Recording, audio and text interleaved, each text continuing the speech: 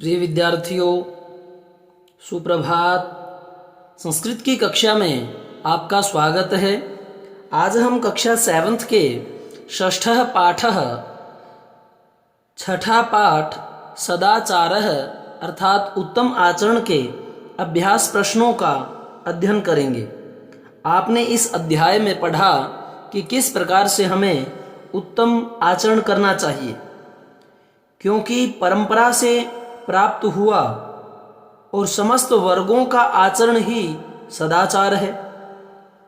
हमें सदा सत्य और प्रिय बोलना चाहिए। व्यवहार में सदा उदारता, नम्रता एवं सरलता होनी चाहिए। श्रेष्ठ जनों का आदर करना चाहिए। मित्र के साथ कभी भी कलह नहीं करना चाहिए। इस प्रकार के जो मानवीय मूल्य हैं वो हमने इस अध्याय में पढ़े। तो आइए अब हम अभ्यास प्रश्नों का अभ्यास करें। पहला प्रश्न है कि उपयुक्त कथनानाम समक्षम आम और अनुपयुक्त कथनानाम समक्षम न इति लिखत। जो उपयुक्त कथन है, सही है, उसके सामने आम हाँ लिखें। जो अनुपयुक्त कथन है उसके सामने न लिखें।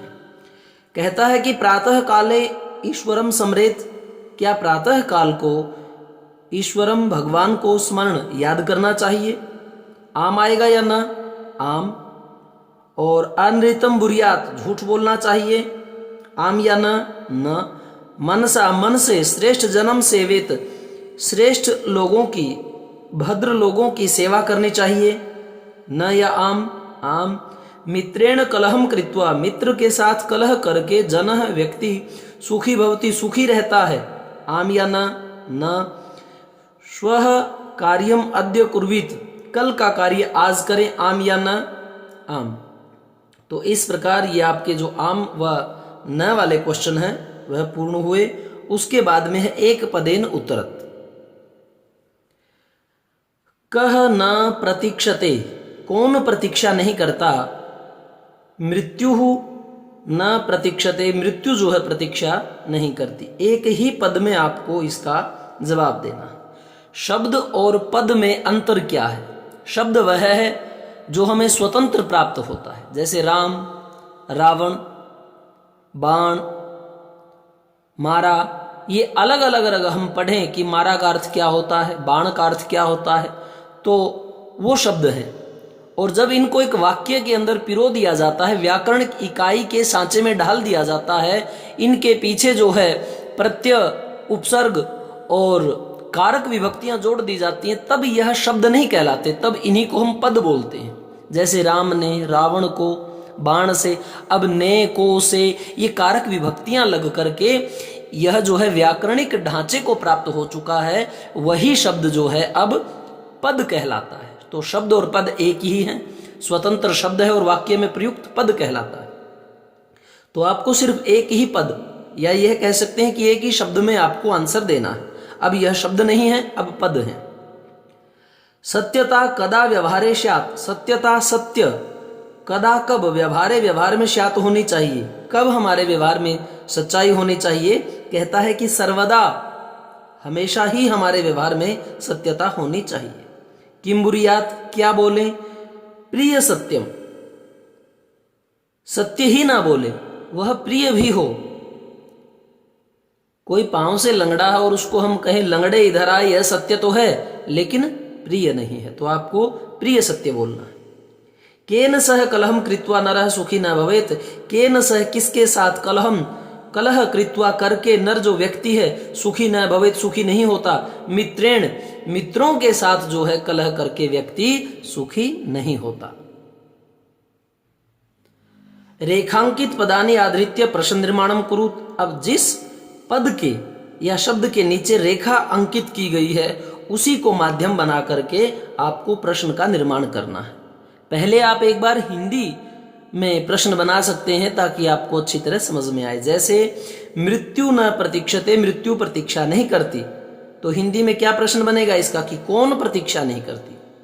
तो कौन की जगह क्या आ जाएगा? कह न प्रतीक्षते। कलहम कृत्वा, कलह करके, लड़ाई करके, नरः दुखी भवति, नर जो है दुखी होता है।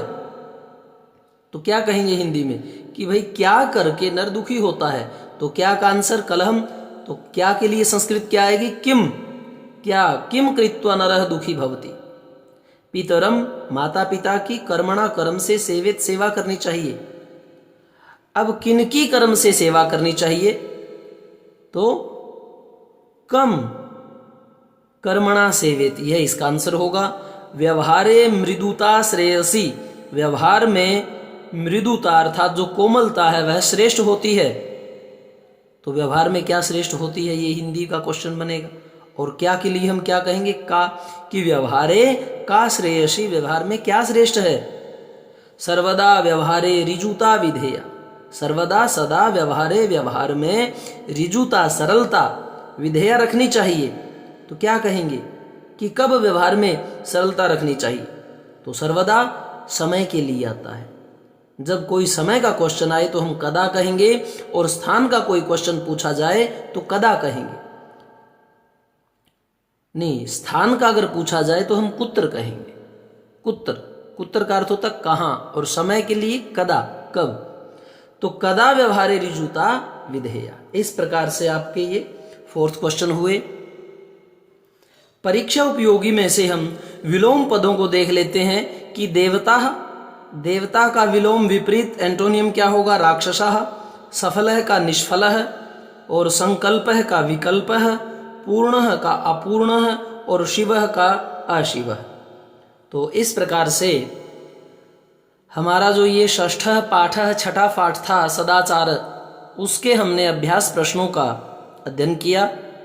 और मेरे सारे वीडियो एक जगह पाने के लिए गुरुजी आरपी शोराम चैनल में जाएं, सब्सक्राइब भी करें, लाइक तो अवश्य करें, और उस चैनल में जो ऊपर प्लेलिस्ट नाम का एक ऑप्शन आपको मिलता है उसमें क्लिक करें और अपनी कक्षा को चुनें। सभी वीडियो आपको क्रमशः प्राप्त होंगे।